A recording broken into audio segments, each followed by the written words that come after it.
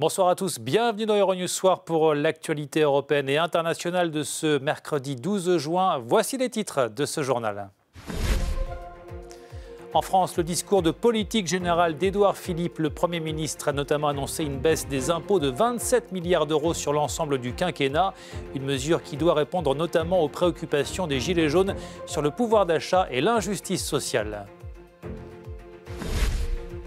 La lutte contre l'évasion fiscale progresse dans le monde, à en croire un récent rapport de l'OCDE. Près de 100 milliards d'euros d'impôts récupérés par les États grâce à l'échange d'informations mis en place après la crise de 2008. Interview dans ce journal. À Hong Kong, la mobilisation se poursuit pour défendre l'autonomie du territoire face à l'emprise de Pékin.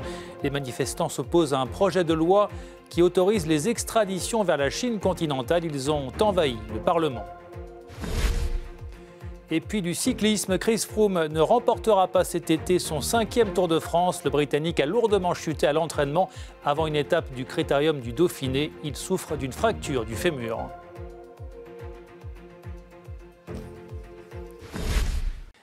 Bienvenue, le Premier ministre français Édouard Philippe prononçait donc aujourd'hui son 2e discours de politique générale, 2 ans tout juste après son entrée en fonction. Discours qui intervient après les élections européennes remportées par le Rassemblement national de Marine Le Pen et dans un contexte social toujours sensible en France, marqué par les revendications des Gilets jaunes sur le pouvoir d'achat. Le Premier ministre français a notamment dévoilé une baisse de 27 milliards d'euros d'impôts sur le quinquennat. Il a également annoncé des mesures pour les retraités ou les femmes. Stéphanie Morbois. Pour son 2e discours de politique générale à l'Assemblée nationale, le Premier ministre français Édouard Philippe a décliné le plan de travail des mois à venir jusqu'aux élections municipales de mars 2020, égrénant les grands dossiers de l'actualité: retraite, dépendance, décentralisation, institutions, assurance chômage ou encore éducation. L'une des principales annonces du Premier ministre porte sur l'extension de la procréation médicalement assistée à toutes les femmes. Les états généraux de la bioéthique se sont achevés il y a 1 an. Le Parlement s'est également saisi de ces questions. Le projet de loi que le gouvernement s'est engagé à préparer pour tirer les conclusions de ces travaux est prêt. Conformément aux engagements du Président de la République, il autorise le recours à la procréation médicalement assistée pour toutes les femmes.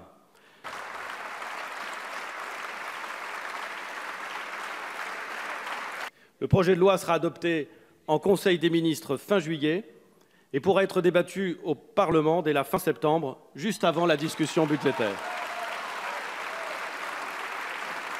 Sujet très concernant pour les Français, la future réforme des retraites. Elle maintiendra la possibilité d'un départ à 62 ans, a expliqué le chef du gouvernement, pour qui, je cite, « travailler plus longtemps est la clé de la réussite dans ce pays ». Le Premier ministre a aussi annoncé un bonus-malus pour 5 à 10 secteurs d'activité qui utilisent le plus de contrats courts. Il a précisé que l'acte 2 du quinquennat se jouait aussi dans la réforme de l'État. À la fin de son discours, il a été très longuement applaudi avant qu'un représentant de chaque groupe politique ne prenne la parole. Édouard Philippe a ensuite obtenu avec 363 voix une large confiance de l'Assemblée, en très léger recul par rapport à 2017. Dans l'actualité également, la lutte contre la fraude fiscale progresse dans le monde. Un récent rapport de l'OCDE montre en effet que les échanges d'informations mis en place par les États au lendemain de la crise financière de 2008 ont porté leurs fruits. De nombreux évadés fiscaux ont pu être débusqués, ce qui a permis aux services fiscaux de récupérer d'importantes sommes d'argent. Nous avons interviewé le directeur du Centre de politique et d'administration fiscale de l'OCDE. Mais avant cela, voyez ce sujet d'Etanadji. Il aura fallu 10 ans de lutte contre l'évasion fiscale et le secret bancaire pour enfin obtenir des résultats significatifs. C'est ce que révèle la dernière étude de l'OCDE qui présente un système bancaire international complètement chamboulé.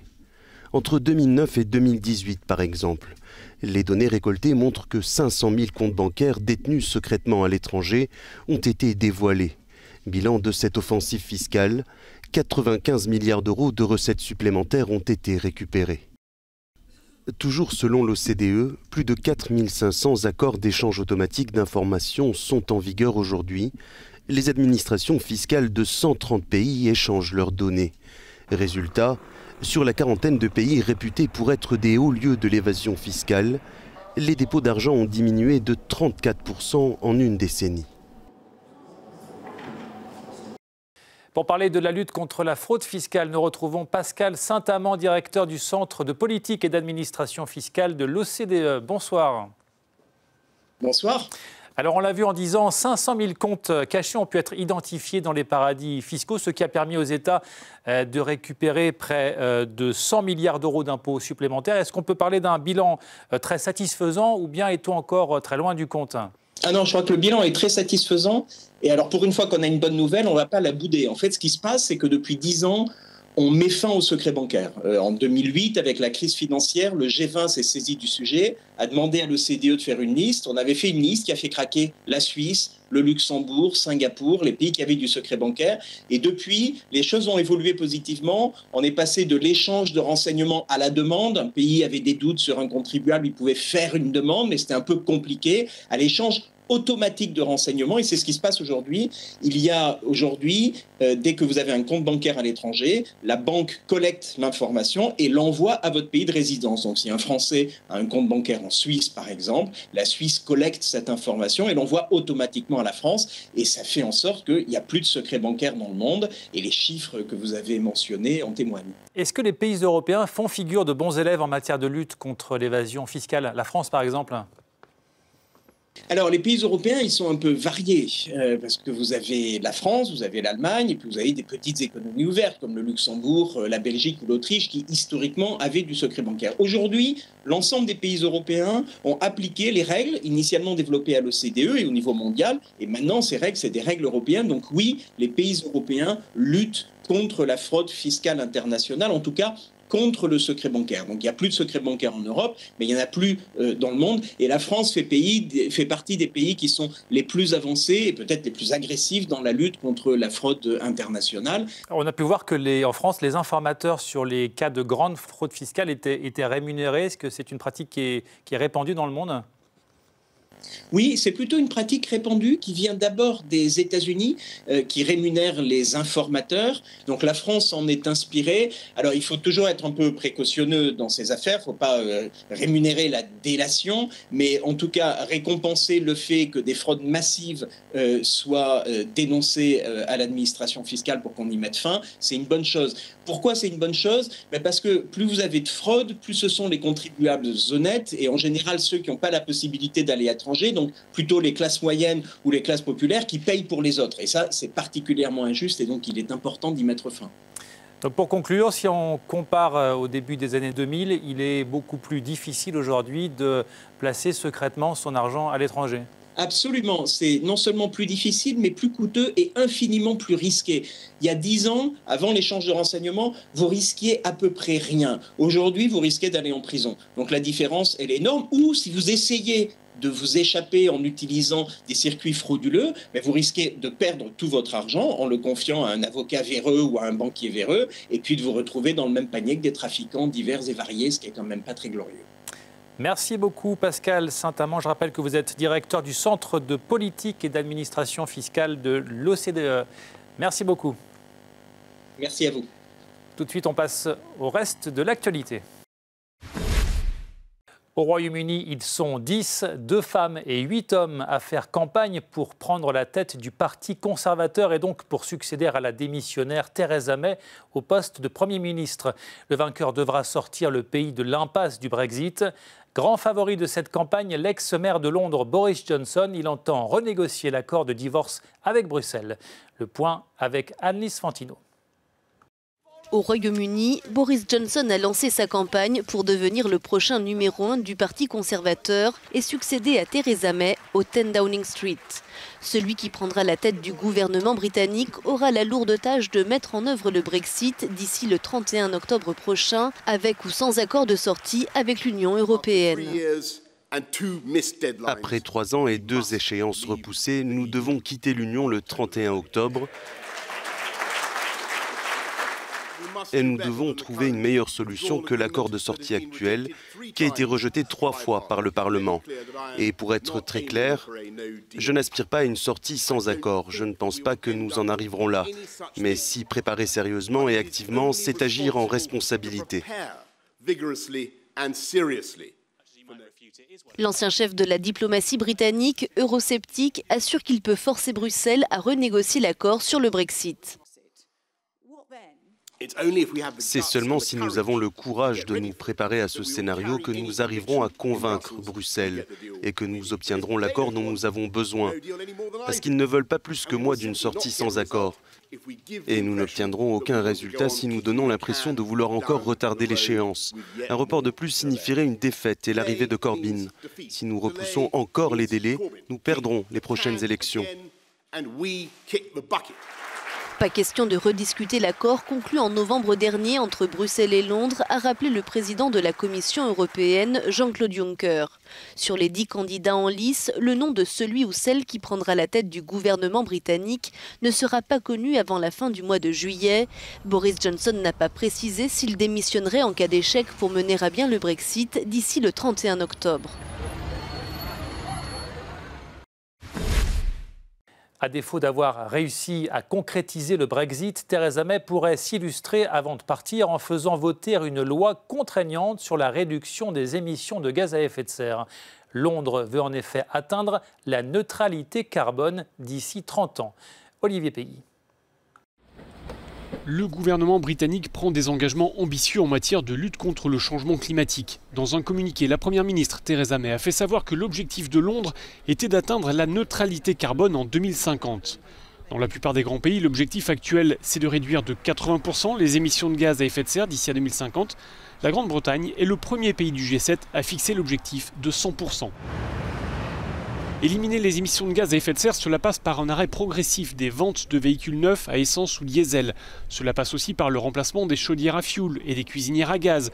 Cela signifie aussi la fermeture des mines de charbon et leur remplacement par des sources d'énergie moins polluantes.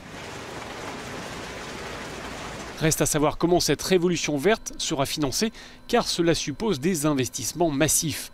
Mais les experts soulignent que ne rien faire coûterait encore plus cher. Cet engagement britannique intervient sur fond de mobilisation planétaire en faveur du climat.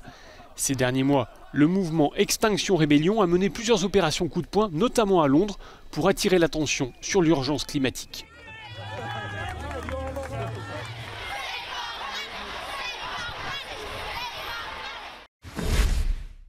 La tension reste vive à Hong Kong où des milliers de personnes ont à nouveau manifesté contre un projet de loi qui autorise les extraditions vers la Chine continentale. Des affrontements ont eu lieu devant le Parlement. Les manifestants entendent défendre l'autonomie du territoire face à l'emprise de Pékin. À Hong Kong, un rassemblement a tourné à l'affrontement avec les forces de l'ordre ce mercredi. La police a fait usage de gaz lacrymogène, de balles en caoutchouc et de canons à eau pour empêcher les manifestants d'accéder au Parlement. Des dizaines de milliers de personnes étaient venues dénoncer une nouvelle fois le projet du gouvernement qui prévoit d'autoriser les extraditions vers la Chine. Le gouvernement de Hong Kong appelle les personnes qui bloquent les routes à les quitter et à emprunter les trottoirs pour que la circulation puisse revenir à la normale dès que possible. Je voudrais aussi demander aux manifestants de rester calmes, de quitter les lieux rapidement et de ne pas commettre de crimes. Cette mobilisation d'ampleur est intervenue au moment où l'ultimatum fixé au gouvernement par les opposants au texte a expiré. Ce dimanche, Hong Kong a été le théâtre de la manifestation la plus importante à s'être produite depuis sa rétrocession en 1997, mais le gouvernement local refuse de céder. L'actualité en bref à présent.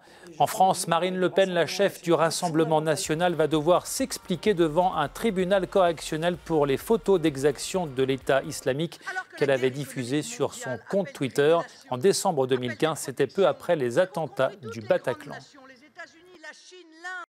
Le Kosovo célèbre les 20 ans du départ des forces serbes qui marqua la fin de la guerre. Invité d'honneur de cette cérémonie, l'ex-président américain Bill Clinton, considéré par les Kosovars comme l'un des grands artisans de l'intervention des troupes de l'OTAN qui avait mis fin à la tutelle de Belgrade sur le territoire. Allez, un mot de sport à présent. Christopher Froome, le quadruple vainqueur du Tour de France, ne participera pas à la prochaine édition de la Grande Boucle cet été. Le Britannique a dû déclarer forfait après une chute. Pierre Michaud. Christopher Froome ne participera pas au Tour de France 2019. Le quadruple vainqueur de la Grande Boucle a gravement chuté mercredi en marge du Critérium du Dauphiné. Un énorme coup dur pour son équipe Ineos, l'ancienne Sky rachetée pendant l'intersaison par le milliardaire britannique Jim Ratcliffe. Christopher Froome s'est fracturé le fémur pendant la reconnaissance de la 4e étape du Dauphiné, une fracture ouverte qui a nécessité des soins en bord de route. Le Britannique de 34 ans misait beaucoup sur le Tour 2019 avec un 5e maillot jaune dans le viseur et l'envie d'effacer le souvenir de ses défaillances de l'an passé.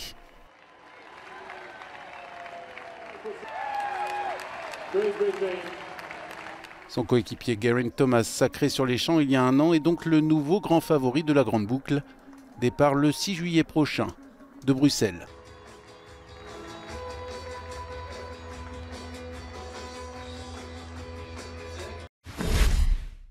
Voilà, c'est la fin de ce journal. Merci de l'avoir suivi. Retrouvez toute l'actualité sur notre site internet. Restez sur Euronews pour d'autres informations. Très bonne soirée et à demain.